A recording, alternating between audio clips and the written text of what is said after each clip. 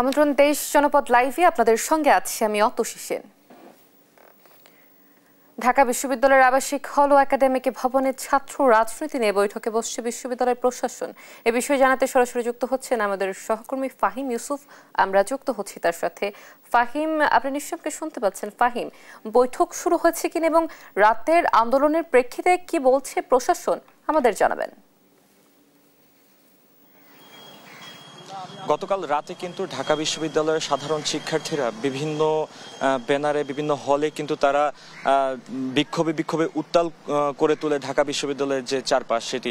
মূলত গতকালকে ছাত্র দলের একটি কমিটি দেয়া হয় এবং কমিটিতে বিভিন্ন অসঙ্গতি থাকার অভিযোগ করে তারা, এবং সেই প্রেক্ষিতে কিন্তু গতকাল সন্ধ্যা থেকে এক ধরনের উত্তেজনা সৃষ্টি হয় বিভিন্ন হলে, যেখানে আমরা দেখতে পারি যে বিভিন্ন বাম সংগঠন এবং সাধারণ শিক্ষার্থীদের ব্যানারে কিন্তু তারা একে একে এক ধরনের বিক্ষোভে তারা ফেটে পড়ে। তো মূলত এখানে আমি যদি একটু জানিয়ে রাখি যে ঢাকা বিশ্ববিদ্যালয় ছাড়া ঢাকা বিশ্ববিদ্যালয়ের বিভিন্ন হলগুলোতে কিন্তু তারা এক ধরনের বিক্ষোভ করে, যেটির মূল দাবি ছিল যে সব ধরনের ছাত্র রাজনীতি যে ঢাকা বিশ্ববিদ্যালয়ের হলগুলোতে রয়েছে সেগুলো এক ধরনের সম্পূর্ণ বিলুপ্ত করে দেয়া অথবা সম্পূর্ণ নিষিদ্ধ করে দেয়া, এই ধরনের একটি দাবি তারা তোলে।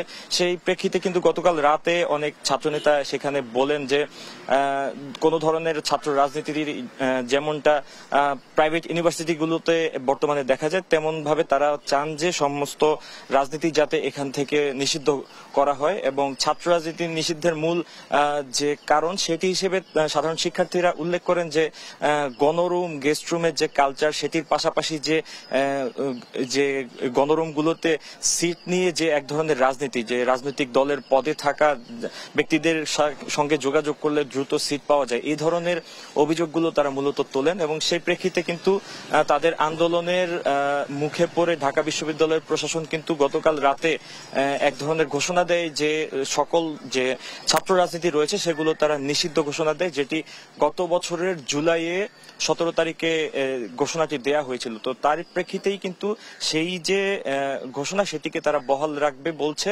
এবং আজ তারা সম্পূর্ণ অফিসিয়ালি সেই পদক্ষেপটি জানাবেন, এবং সে অনুযায়ী কিন্তু দুপুর 12টায় একটি প্রেস কনফারেন্স হওয়ার কথা রয়েছে, যেখানে বিশ্ববিদ্যালয় প্রশাসন সাংবাদিকদের উদ্দেশ্যে ঢাকা বিশ্ববিদ্যালয়ের যে সাধারণ শিক্ষার্থী তাদের উদ্দেশ্যে সম্পূর্ণ যে বিষয়টি সেটি খোলাসা করে তারা উপস্থাপন করবেন। যেহেতু খুব সামনে ডাকসু নির্বাচন আসছে এবং ডাকসু নির্বাচনকে ঘিরে এক ধরনের ছাত্র রাজনীতিতে উত্তেজনা সৃষ্টি হচ্ছে, বিভিন্ন ছাত্র রাজনৈতিক দলগুলোর পাশাপাশি কিন্তু সাধারণ শিক্ষার্থীদের মাঝেও এক ধরনের উত্তেজনা দেখা যাচ্ছে। এবং আমরা সাধারণ শিক্ষার্থীদের সঙ্গে কথা বলে যেটি জানতে পেরেছি, তারা জানান এখন পর্যন্ত যে সকল ছাত্র রাজনৈতিক দলগুলো রয়েছে তারা কিন্তু বিভিন্নভাবে প্রভাব বিস্তার করার চেষ্টা করছে। সেই প্রেক্ষিতে তারা দাবি করছেন যে যত দ্রুত সম্ভব ছাত্র রাজনীতি নিষিদ্ধ করা হোক এবং ছাত্র সংসদ বহাল রেখে ছাত্র সংসদের মাধ্যমে আগামী দিনের যে বিশ্ববিদ্যালয়ের যে সামগ্রিক কাঠামো সেগুলো সম্পন্ন করতে। এই ছিল ঢাকা ইউনিভার্সিটি থেকে সর্বশেষ। ফাহিম, ধন্যবাদ আপনাকে। দর্শক, ঢাকা বিশ্ববিদ্যালয়ের ছাত্র রাজনীতি নিয়ে বৈঠকে বসেছে ঢাকা বিশ্ববিদ্যালয়ের প্রশাসন। সে বিষয়ে সর্বশেষ আপডেট জানাচ্ছিলেন আমাদের সহকর্মী ফাহিম ইউসুফ। গাজীপুরের সাংবাদিক তুহিন হত্যা মামলায় এ পর্যন্ত 8 জনকে গ্রেপ্তার করেছে আইন শৃঙ্খলা বাহিনী। এ বিষয়ে ব্রিফ করছে র্যাব। আমরা সরাসরি চলে যাচ্ছি সেখানে। আপনারা জানেন র্যাপিড অ্যাকশন ব্যাটালিয়ন প্রতিষ্ঠা লগ্ন থেকে বিভিন্ন সময় অপরাধীদের গ্রেপ্তার এবং হত্যার রহস্য উদ্ঘাটন অত্যন্ত অগ্রণী ভূমিকা পালন করে আসছেন। বিশেষত সাম্প্রতিক সময়ে অনেকগুলো উল্লেখ ও চাঞ্চল্যকর ঘটনার দ্রুততম সময়ে নিষ্পত্তি করে র্যাব সাধারণ জনমনে আস্থা অর্জন করতে সক্ষম হয়েছে। উল্লেখ্য যে গত 7 আগস্ট 2025 তারিখ রাত্রি অনুমান 18:45 ঘটিকার সময় জিএমপি গাজীপুর বাসন থানাধীন চন্দনা চৌরাস্তা এলাকার দৈনিক প্রতিদিনের কাগজ পত্রিকার চিফ রিপোর্টার আসাদুজ্জামান তুহিন 39 প্রতিদিনের ন্যায় তথ্য সংগ্রহ করতে যান। মামলার এজাহার মতে সাংবাদিক আসাদুজ্জামান তুহিন বাসন থানাধীন চন্দনা চৌরাস্তা এলাকায় তথ্য সংগ্রহকালে দেখতে পান যে জনক বাদশাহ 35 কে একজন মহিলা পরিকল্পিতভাবে বিরক্ত করতে থাকে। এক পর্যায়ে বাদশাহ বিরক্ত হয়ে উক্ত মহিলার প্রতি ক্ষিপ্ত হলে পূর্ব হতে উৎপেতে থাকা স্বাধীন সহ অজ্ঞাতনামা খুনিরা জনক বাদশাহকে এলোপাথাড়ি কুপাতে থাকে। উক্ত ঘটনার ভিডিও চিত্র সাংবাদিক আসাদুজ্জামান তুহিন মোবাইল ফোনে ধারণ করার সময় আসামি স্বাধীন 28 ও অপর অজ্ঞাতনামা আসামিরা একই তারিখ অনুমান 1855 ঘটিকার সময় জিএমপি গাজীপুর ভাষণ থানাধীন চৌরাস্তায় শাকিনস্থ মসজিদ মার্কেটের উত্তর পাশে জনৈক রুহুল আমিন এর চায়ের দোকানের সামনে ভিকটিম সাংবাদিক আসাদুজ্জামান তুহিনকে ধারালো দেশীয় অস্ত্রশস্ত্র দ্বারা শরীরের বিভিন্ন স্থানে এলোপাথাড়ি কোপ দিয়ে মৃত্যু নিশ্চিত করে। পরবর্তীতে এই হত্যাকাণ্ডের সাথে জড়িত আসামিদের গ্রেপ্তারের জন্য RAB 1 specialise company Porabari camp গাজীপুরের আভিযানিক দল বিষয়টি আমলে নিয়ে ছায়া তদন্ত শুরু করে এবং আসামিদেরকে গ্রেপ্তারের জন্য গোয়েন্দা নজরদারি বৃদ্ধি করে।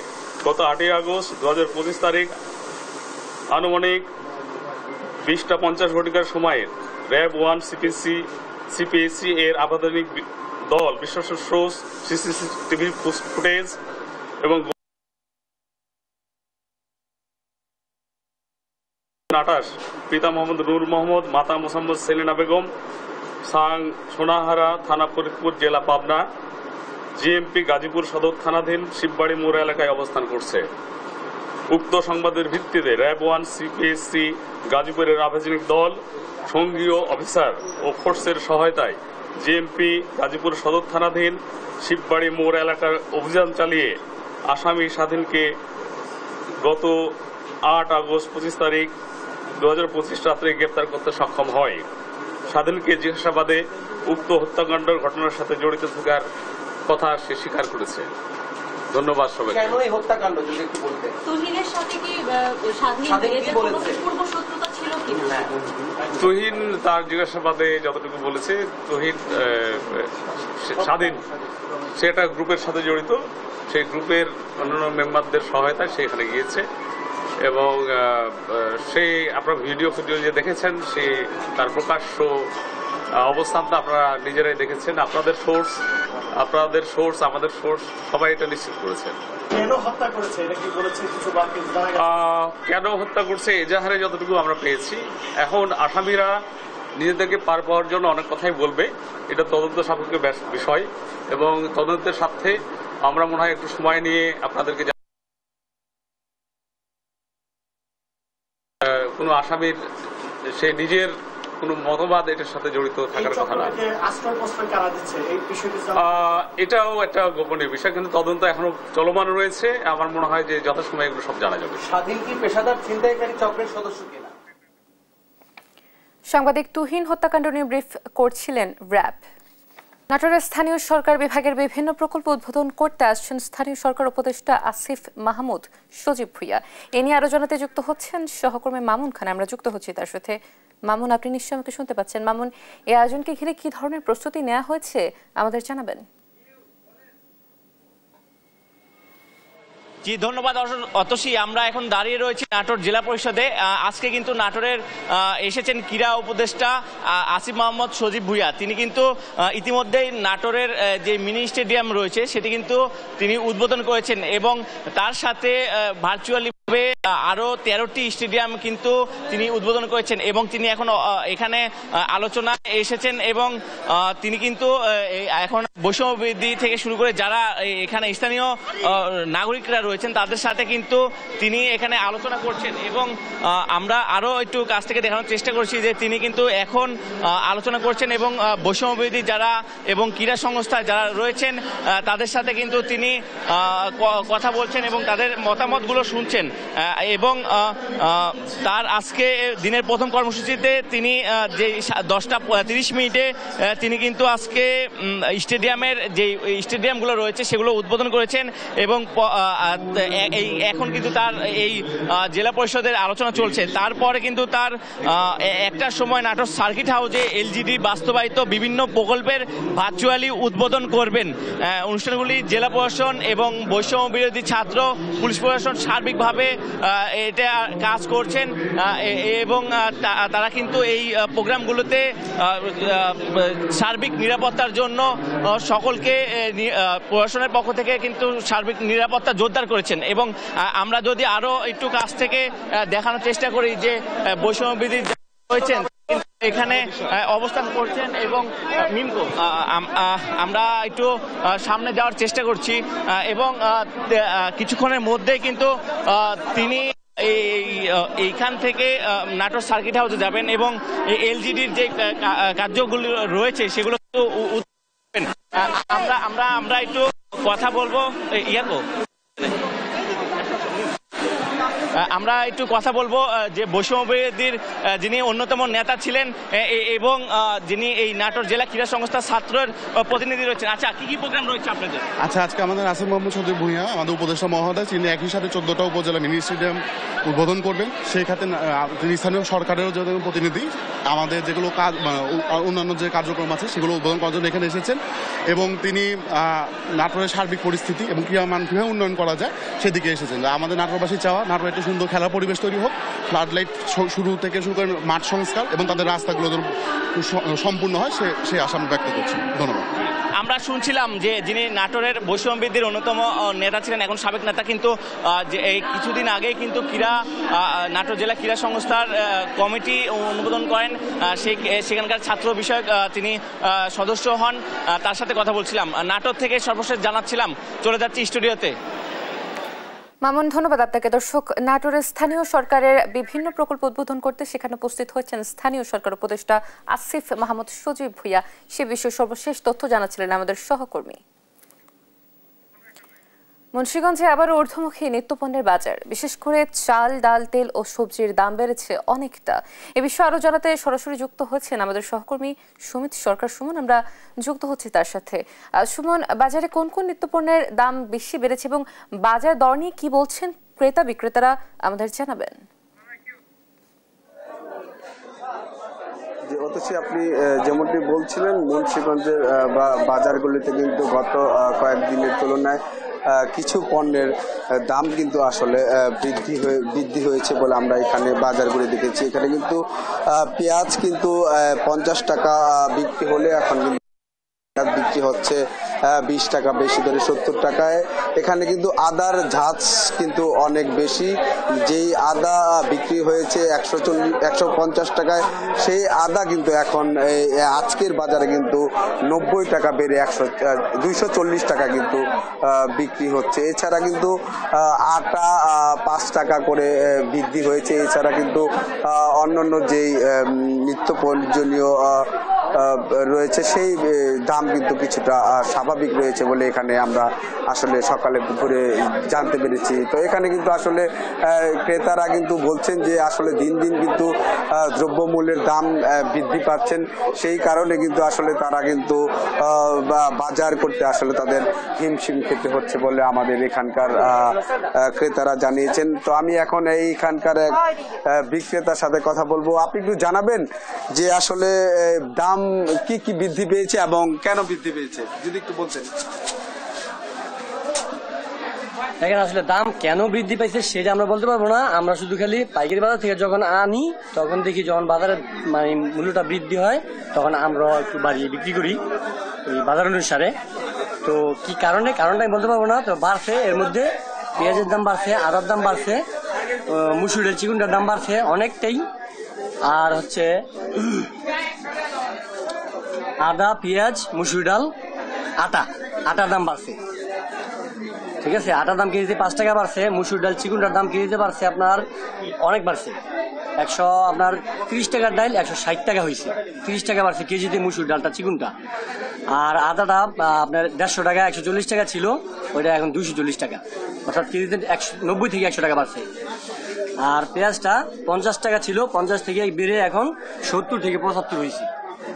ধন্যবাদ আপনাকে। আসলে আপনি যেমনটি শুনছিলেন, এখানে কিন্তু বিক্রেতারা বলছে যে তারা যেখান থেকে মাল ক্রয় করে নিয়ে আসেন সেখান থেকে কিন্তু আসলে বাজারের দাম কিন্তু আসলে বৃদ্ধির কারণে কিন্তু তারা আসলে দাম বেশি দিয়ে কিনতে হয়, সেই কারণে কিন্তু তারা আসলে বেশি দামে বিক্রি হয় বলে আমরা এখানে জানতে পেরেছি। তো এখানে আমি একজন ক্রেতার সাথে কথা বলার চেষ্টা করব যে আপনি একটু জানাবেন যে আসলে দ্রব্যমূল্যের দাম কেমন, আপনাদের নাগালের মধ্যে রয়েছে কিনা, কি কি দাম আসলে দাম বেড়েছে? 600 টাকা বস্তা, সাধারণ মানুষ কিভাবে খায় চলবো? নিত্যপণ্য যেভাবে বাড়ছে মধ্যস্তরের ফ্যামিলির লোকেরা খায়া বাঁচত না। তো এই যে মাত্র কিনলাম 25 কেজি 2350 টাকা, মানুষ এভাবে কি চলতে পারে কিনা?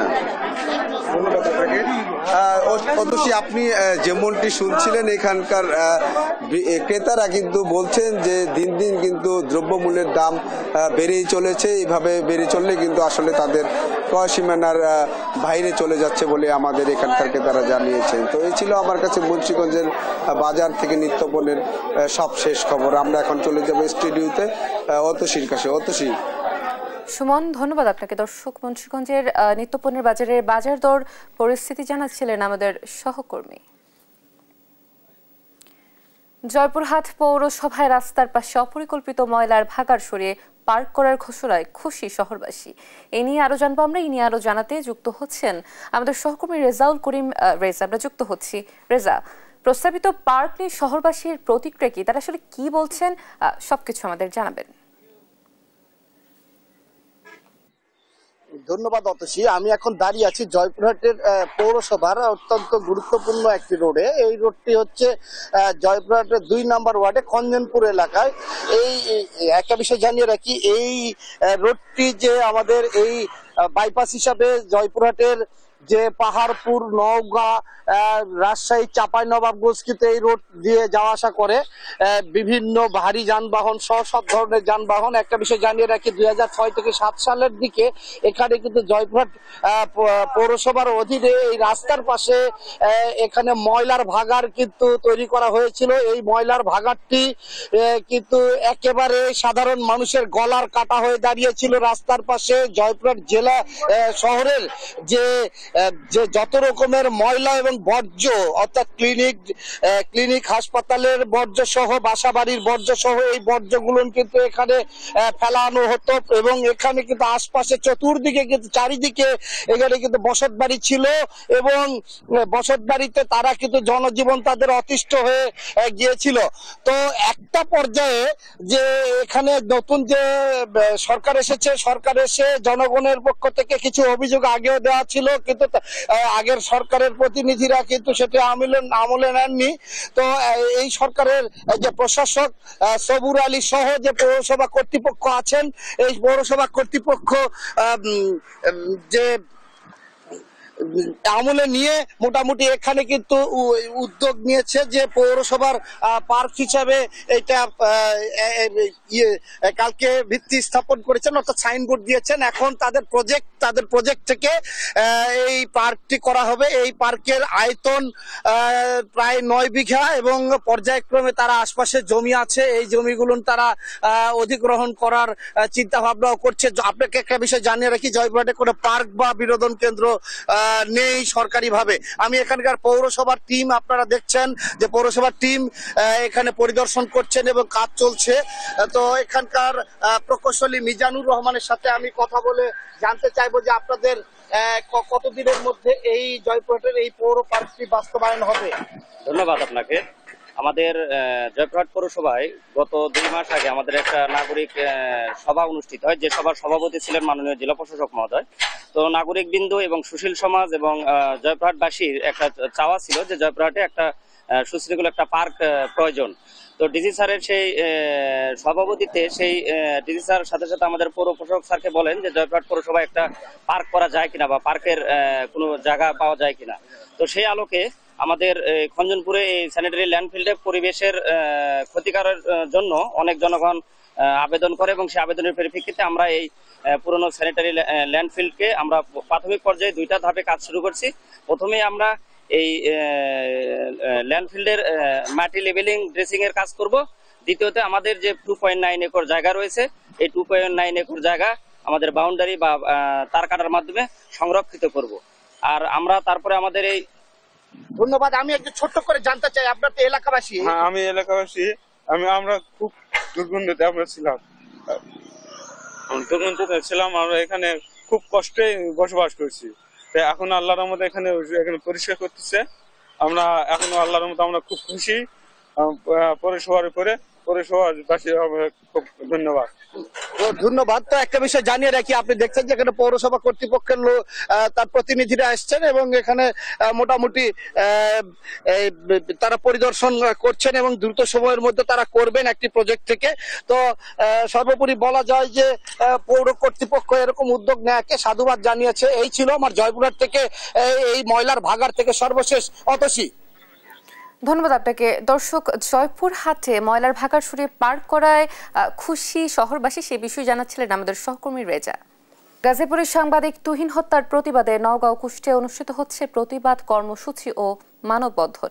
এ নিয়ে আরো জানাতে সরাসরি যুক্ত হয়েছেন সহকর্মী কামাল হোসেন ও নাহিদ হাসান তিতাস। আমরা প্রথমেই চলে যাচ্ছি নওগাঁয়, সেখানে রয়েছেন সহকর্মী কামাল। কামাল, কর্মসূচিতে অংশগ্রহণকারীরা কি বার্তা দিচ্ছেন, তারা হত্যাকাণ্ডের বিষয়ে আসলে কি ধরনের পদক্ষেপের দাবি জানিয়েছেন জানাবেন। আপনারা যেটি বলছিলেন, নওগাঁয় সাংবাদিক নির্যাতনের বিরুদ্ধে প্রতিবাদে মুখর হয়েছে নওগাঁর সাংবাদিক সমাজ। গাজীপুরের সাংবাদিক তুহিনকে নির্মমভাবে কুপিয়ে হত্যা করার প্রতিবাদে নওগাঁ জেলা প্রেস ক্লাব, নওগাঁ জেলা সাংবাদিক union, Naogaon television journalist association এবং রিপোর্টার্স ইউনিটি সহ বেশ কয়েকটি সংগঠনের ব্যানারে প্রতিবাদ সমাবেশের আয়োজন করা হয়েছে এবং এখানে মানববন্ধন চলছে। মানববন্ধনে বক্তব্য রাখছেন এই মুহূর্তে নওগাঁ জেলা সাংবাদিক ইউনিয়নের সভাপতি আজাদ হোসেন মুরাদ এখানে উপস্থিত আছেন, যার সভাপতিত্বে অনুষ্ঠান অনুষ্ঠিত হবে নওগাঁ জেলা প্রেস ক্লাবের সভাপতি এস.এম. রায়হান আলম এবং করছেন সাধারণ সম্পাদক বেলাল হোসেন বেলাল সহ সিনিয়র সাংবাদিকরা এখানে আছেন। তারা বক্তব্য রাখছেন এবং প্রতিবাদের ভাষা প্রকাশ করছেন, তীব্র প্রতিবাদ জানিয়েছেন, বিচার দাবি করেছেন। আমি এই মুহূর্তে এই বিষয়ে প্রতিবাদের বক্তব্য শোনার চেষ্টা করবো, কোন দাবিতে কোন প্রেক্ষাপটে আপনারা আজকে প্রতিবাদ করছেন। নওগাঁ জেলা সাংবাদিক কমিটি, নওগাঁ চারটি সংগঠন, নওগাঁ জেলা প্রেস ক্লাব,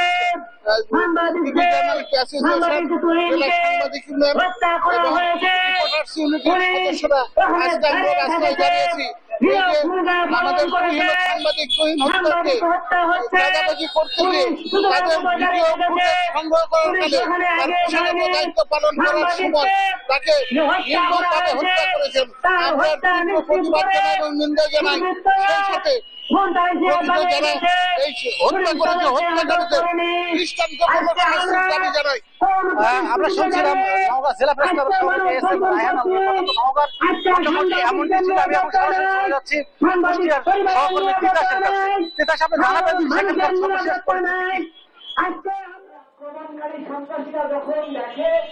কামাল, নওগাঁর মতো কুষ্টিয়াতেও গাজীপুরের যে দৈনিক প্রতিদিনের কাগজ পত্রিকার সাংবাদিক শামসুজ্জামান তুহিনকে নৃশংস বা নির্মমভাবে যে হত্যার প্রতিবাদে মানববন্ধন করছে কুষ্টিয়ার সাংবাদিকরা। আমি রয়েছি কুষ্টিয়া প্রেস ক্লাবের সামনে। এখানে কুষ্টিয়া প্রেস ক্লাব ও সাংবাদিক অধিকার পরিষদের পক্ষ থেকে কিন্তু সর্বস্তরের যারা সাংবাদিক রয়েছে তারা কিন্তু এখানে এসেছে এবং তারা এখানে বিক্ষোভ এবং মানববন্ধন করছে। তাদের দাবি যেটা যে আসলে সাংবাদিকরা কিন্তু এই দেশে নির্যাতিত হলে, নির্মমভাবে হত্যাকাণ্ডের শিকার হলে তাদের কোনো বিচার হয় না। তুহিনকে যেভাবে গাজীপুরে প্রকাশ্যে নৃশংসভাবে হত্যা করা হয়েছে তার প্রতিবাদ জানাচ্ছে এবং ধিক্কার জানাচ্ছে। তারা বলছে যত দ্রুত সম্ভব এর সাথে জড়িত যারা রয়েছে তাদের বিরুদ্ধে আইনগত ব্যবস্থা এবং তাদের আইনের আওতায় আনার দাবি করছে। তারা এক প্রকার ক্ষোভ প্রকাশ করছে যে যেখানে রাষ্ট্রের কাছে সাংবাদিক যেখানে নিরাপত্তাহীনতায় থাকে সেখানে আসলে সাধারণ যারা মানুষ তারা কি পরিমাণ অনিরাপত্তায় ভুগতেছে। তারা দাবি করছে যে সাংবাদিকদের কাজের ক্ষেত্রে যে নিরাপত্তা, কর্মক্ষেত্রে যে নিরাপত্তা সেটির দাবি জানাচ্ছে এবং তুহিনতার বিচার জানাচ্ছে। আমার সাথে প্রেস ক্লাবের একজন নেতা রয়েছে, আমি তার সাথে একটু কথা বলতে চাই। আসলে এই মানববন্ধন দাঁড়িয়েছেন